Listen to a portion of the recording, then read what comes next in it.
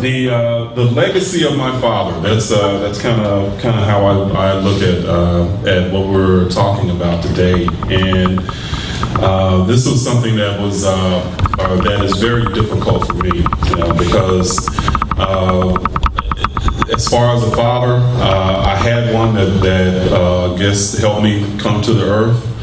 But that was not somebody that was ever in my life. I say it was very sparingly in my life. My mother was a 16-year-old high school student when I was born, so her and my father never married. But he did leave a legacy in my life, and early on that legacy was very painful. And it was very painful because I always wondered why my father didn't want me. Why didn't he want to have a relationship with me? And for me, it was very difficult because I always felt like I was one of those kids that anybody should want to be a parent to. I never got into trouble. I was a star athlete and did all the things right.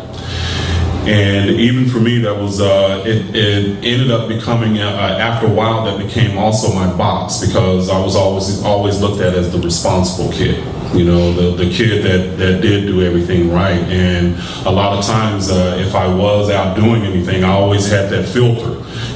Man, is this the right thing? Is this irresponsible? So that was something that I had to grow out of, and just really come into the idea that it's okay to be. Even though my father was not my father, it still brought something positive out of me. And I remember around 12 years old, there was an incident that happened that I thought to myself that if I ever had children, they would never ever feel the pain of their father not wanting them or not wanting to be with them. And at that point, at that mark, I never knew if I would have children or not, but at that mark, I vowed that would never happen to my children. And to this day, that's something that I'm very cognizant of, that no matter what happens with them, or between me and them, and there were some difficulties that happened between me and their mother, that after we got divorced, that I literally had to fight to be a father in my children's lives, because she wanted to basically put a wedge between us. And again, I had to go through something because I didn't know if our relationship could ever be repaired, me and my children. So that was something that was very difficult for me. But I can say that everything has turned out okay. My daughter is a senior in college. She's about to graduate. My son is he's in the Army, so they're doing very well there. Very well-adjusted children, and I'm grateful for, I guess, the legacy really that my father, what he taught me through his absence, was that there was nobody that was going to come to rescue me in my healing. That was something that I had to do for myself. And so on many different levels, he left a legacy that strengthened me.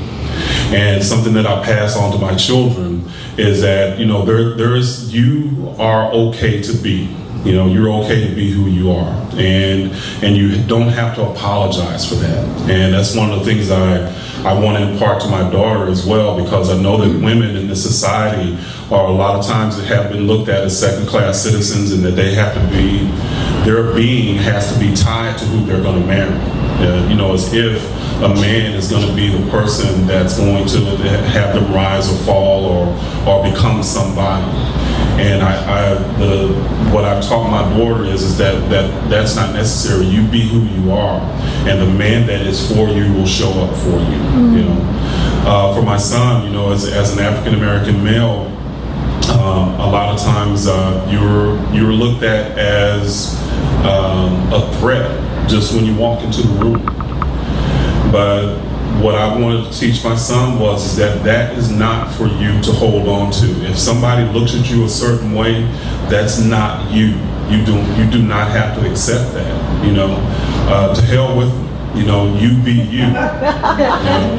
And so all of those were lessons that I've had to learn, and lessons that again, they were filters that I had to work through because I didn't have a relationship with my father. But they were lessons that it strengthened me. I never looked at myself as a victim, or at least I can't ever remember looking at myself as a victim. So whether there's a father in your life or not, man, you can learn something from him that will strengthen you, because you had to get here with that father and mother together. But there's always strength in the lessons that you can learn if you don't look at yourself as a victim. And that's something that I'm not, never have been, won't be, and that's the same thing that I teach for my children. You're never a victim. You're always a creator, and you can create what you want in your life. Thank you.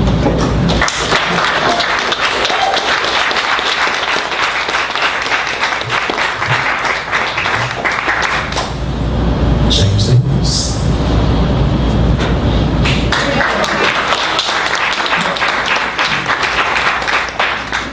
Well, I see I didn't get the teleprompter I was promised.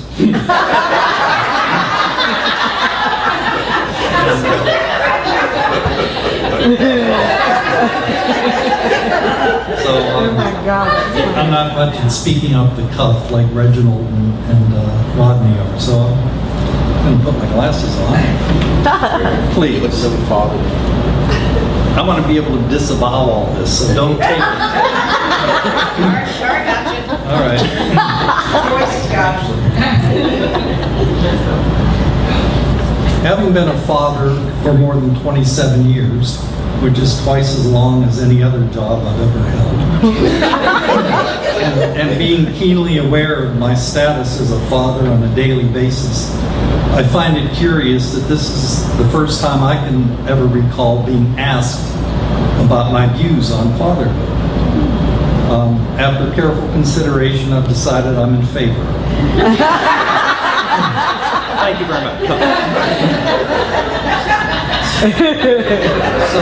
So the next question seems to be this: why? Why does a man become a father?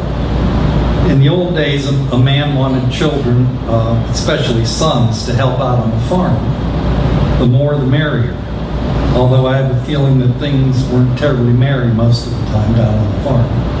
But I don't have a farm, nor do I own a large business that I want to keep in the family, or even a small business with a sign out front to which I'm dying to add "and sons" to my own name. I don't need children for these traditional reasons.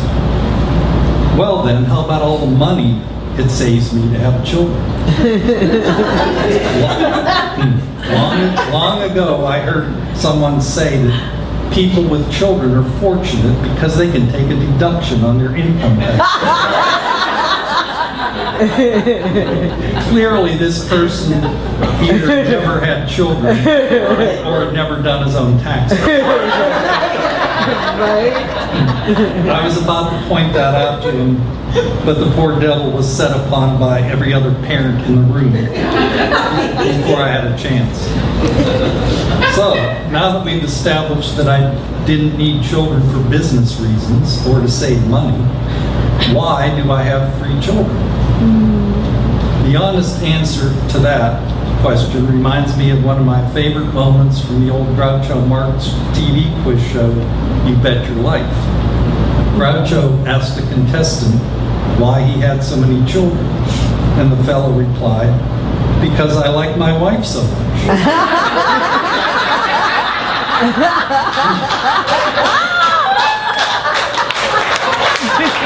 But wait, there's more. To which Groucho responded, "Well, I like my cigar too, but I take it out of my mouth once in a while."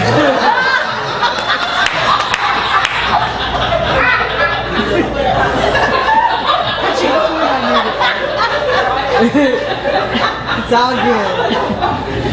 I should have brought my own card today.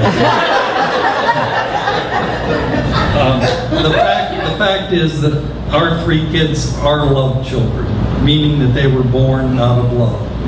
We didn't schedule them, we didn't necessarily even expect them. But when they got here, they changed our lives immeasurably for the better.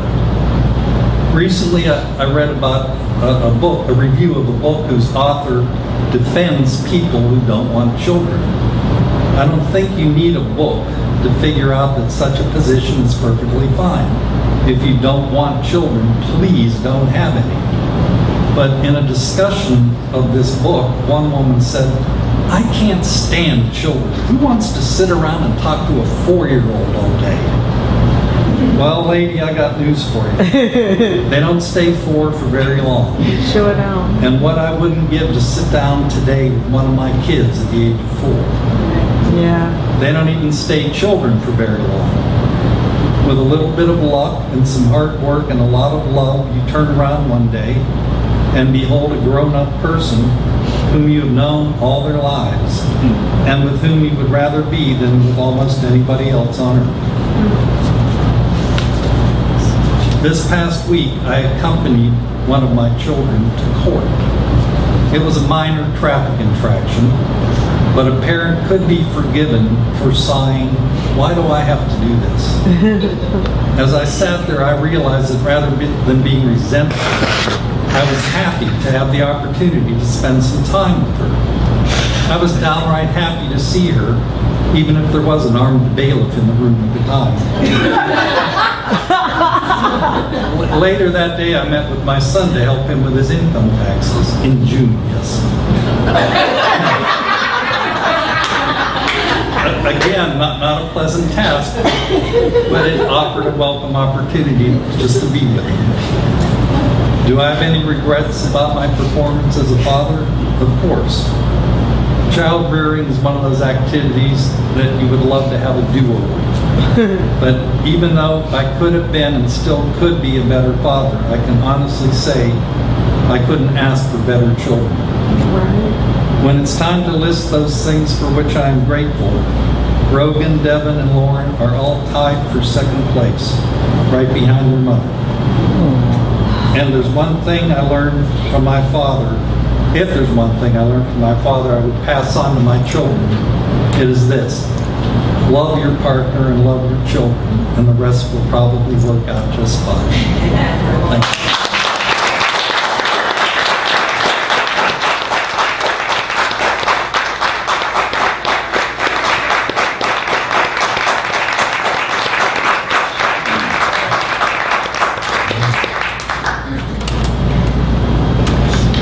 I'm going to try to get on fatherly with you as well. As well. This is lessons of my father. Matter of fact, I'm going to sit down. Do we need to dim the light too? I don't want to see you cry.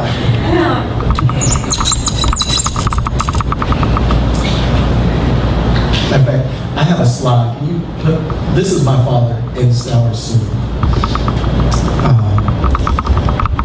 No person on this earth is more important than me.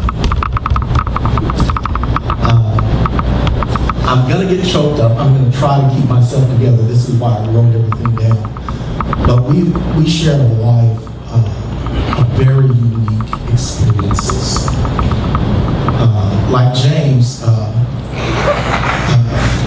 my dad loved my mother very much.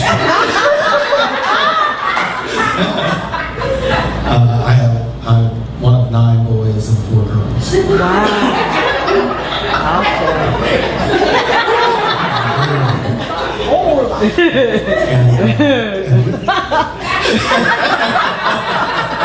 Sorry, Rodney. And that's it. That's the greatest lesson my father taught me is love. And when I was 18, I'm going to share a kind of little story and weave in some poetry that I wrote because it kind of like there's no separation when a son loves his father and a father loves his son, and then the son becomes a father, and then they're both fathers together, and it's all this mishmash of things that happen. And when I left home at 18, I was one of those little runts. I wasn't the star athlete or anything like that. I was a run of the family. All of my brothers are bigger than me. Okay, they're like Reginald, and I was a skinny kid. So when I went away, one of my brothers said, man, when I saw Rodney go to college, I knew I could go. Like I was 12, I kid you not. And so I wrote this in 1982, and this really kind of like began my immersion, or my awareness also as a spiritual being, separate from our religion and stuff. But you kind of still hear the Christian background. It's called Life Themes, Life's Theme. Life is love. Love is all things. Lord, teach me to love first. I want to love with the love of God. Lord, if there is to be love in this world, let it begin with me. Love encompasses all things. Love is the spring eternal. Without doubt, love. When all fails, love. Above all, love. I'm going to have to read the rest, okay? The greatest lesson my father taught me was how to love. Love was the guiding principle in his life. He loved his wife, his family, his community, his country. But most importantly, he loved himself enough to devote himself to service to all of us. All of them, everybody. So our lesson in love though began in an extremely odd way. It began with divorce. For those of you who know, I was married once before. And when I called my parents to let them know that my marriage would end, my father picked up the phone and he said, son, I can't help you. And I'm like, what? He said, your mom and I are getting divorced too. And it was just silent. And I know it wasn't a long time, but you know, I'm gonna have to read it like I wrote it. Time doesn't exist in certain frames of mind. And it was like an eternity there. And I was thinking, you guys have been married 39 years. And I didn't say it out loud, but at that moment, I had been married 7 years, and it just didn't seem important. The hurt didn't go away. The pain didn't go away. It just didn't have the same importance that it had when I called them on the phone. And that too, I think, was a lesson in itself. One of the hidden lessons. And so I wrote this needs. I need comfort to know that my world isn't falling apart. I need the strength that only your love can give. I need you. I need to breathe, believe in grandiose ideas in a less than perfect world. I need joy and laughter our imperfection brings. I need you. I need silence to examine the flaws of my own nature. I need serenity of solitary contemplation. I need you. I need light to absorb your warmth, like the radiant sun to awaken my soul. I need the release, the achievement and desire brings. I need you. I need to know experiences of raw emotion devoid of pretense. I need acceptance of caring arms, tender words, and gentle smiles. I need you. We didn't say much. We said, I love you, and then a deeper lesson began. When I saw my dad next, he had moved into a one-bedroom efficiency apartment. On his wall, he had some awards of recognized accomplishments, things I'd never seen. They covered the wall, literally covered the wall. And I stood there looking at him, and on it he had a picture of my mom, who was maybe 22. It had hung in our home all my life, our homes. That's my mom up there. Wow. Anyway. While talking, he looked at the picture and told me, I once believed the sun rose and set on your mother.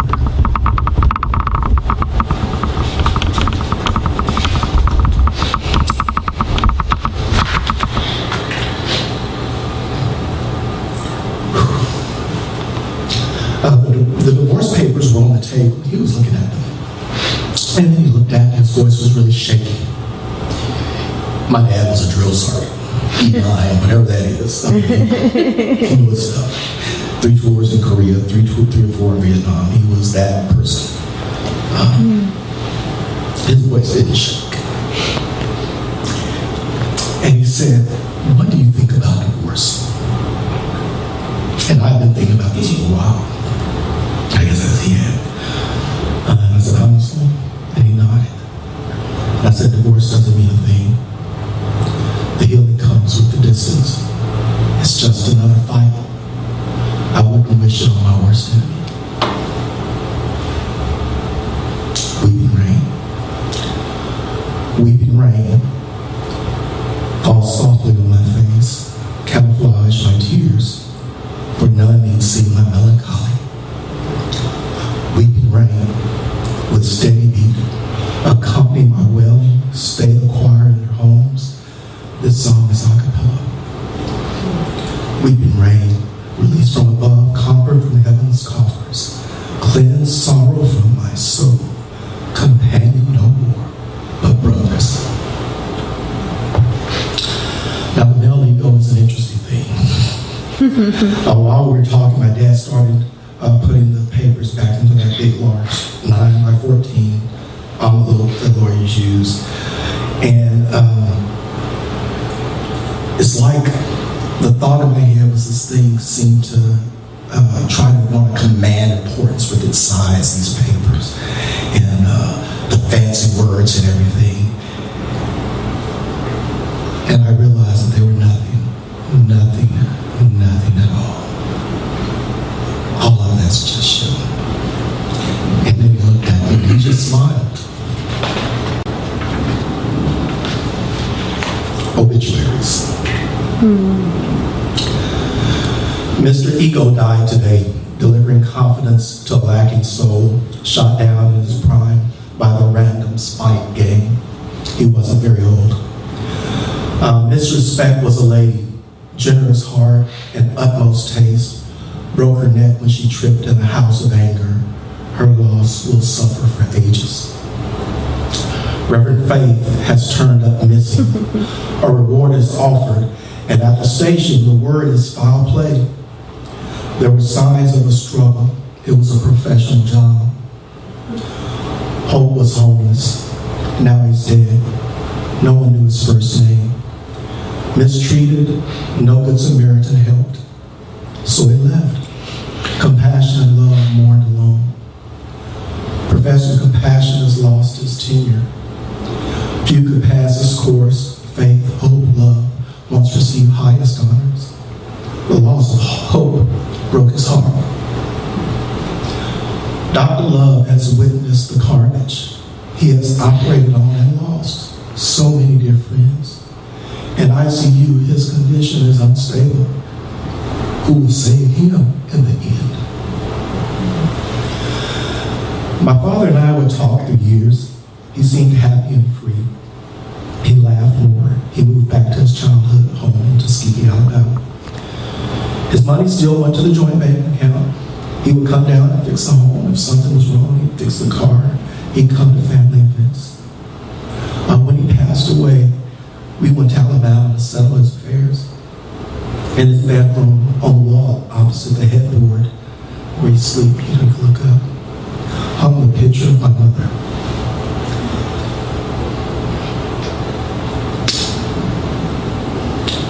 It was the first thing and the last thing he saw before he went to sleep. The sun really did rise and set on his beloved.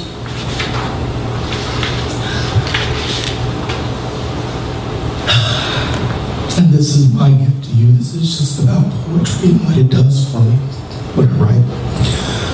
Poetry is the fluid art of emotional expression, translating the language of the soul, a myriad of symbolism and sound, uniting to form one thought, one feeling, one impression for 1,000 different people in 1,000 different ways.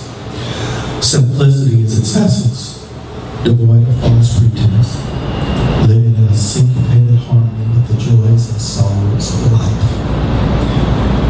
It is the means by which lovers share the beauty of their being, an invitation to understanding, a gift to you.